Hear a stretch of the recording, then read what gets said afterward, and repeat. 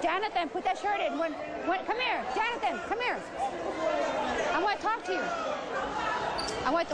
When did you get here? This is our first graduating class. Okay, let's go talk to... We are committed to helping these students all graduate. We don't want them to be statistics dropping out. There's several students who have not been coming to school. They need jobs. They've had babies and all that. So we've been after them. Great. And what is it that we do to be successful? Hunt them down. Go get them at home. Get their parents involved. Have the recovery classes. And at the rate we're going, if it's successful, we have 200 students, 211 senior class. And if at the rate we're going and everybody does what they need to do, take their role and responsibility serious, we can have a graduating class of 208, which would be phenomenal. Let's go, let's go, let's go, let's go. The principal, she's a nice person. Her job is to keep these students going to college. Because some likes to drop out, teenagers getting pregnant at a young age. And sometimes we don't want that, but that's life. What?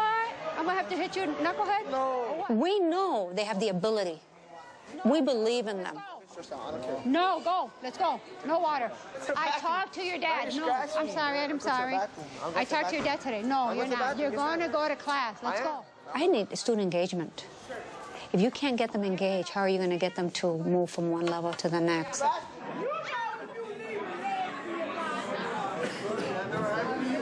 I know you said yes, it's okay. All right. I came from Puerto Rico when I was 5 years old. Yeah, all right. I attended the public schools in Chicago. My parents only went to 3rd grade. We came from Puerto Rico. They're literate, but my mother was afraid of living in the United States. She didn't know the language. She was a homemaker. We come from a family of 8 children, and the 2 adults. Okay, I can do that. All right. Thank you. I'll see you tomorrow. What time? I'm the first one in my family to go to college. I started as a school clerk assistant. Oh, yeah. Okay. If we get beat up. Okay. I never thought I would be a principal ever in my life. Thank you very much. Okay, if you have the list of those, we can tell you what schools they are. I had the good fortune of being selected for a brand new school. And that makes it so much easier. Because now I can look at the vision. I don't know how many of you. I can set the tone. And when I interview teachers, I can say, this is what we're about. You claim you're compassionate. You claim you're nurturing. You claim you have this ability. You're certified in this area. You're competent to do this job. Well, show me. Based on what you guys did with your timbre activity, you learned that each sound is made up of different frequencies, right? Yeah. So is it possible to transform a trumpet into an electric guitar? Yeah? No? The biggest challenges I've had here at teaching at North Grand is trying to adapt the curriculum of physics There's a microphone on the in a way that's not going to discourage the kids. wire cable. Whenever I design a lesson or whenever I do a lab, it always has to pass my fun test, you know, and I try to put myself like in the most bored shoes I possibly can and look back on it. It's like, is this interesting for me?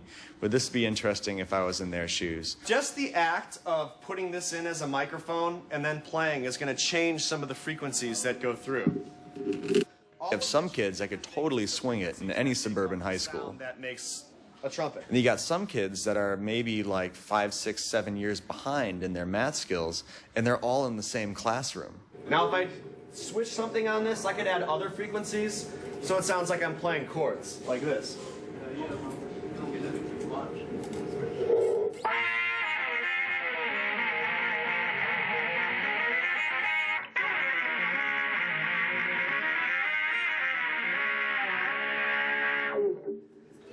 So it's physics, you know. If you don't make it fun, it's not going to be fun. It's kind of dry sometimes. The tempest tossed, the people who have endured troubling times. The tempest is a storm, right? I lift my lamp beside the golden door. Come here, we will take you.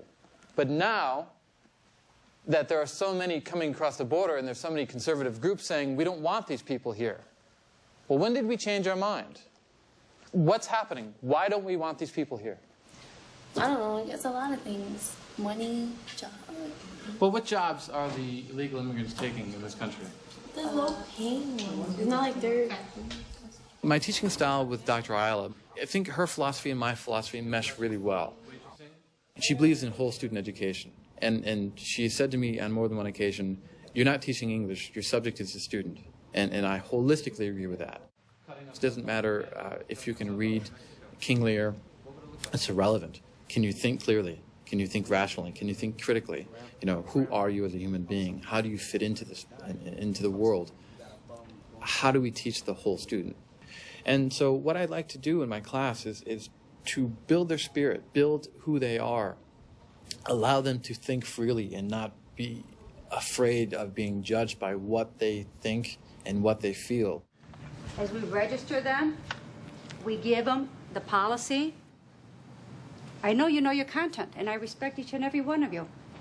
But if we don't have a safe environment, no instructions will take place in your classroom because they're too busy. You have to have passion when you come to the school. I can't do it by myself. I'm only one person, and this is a big job.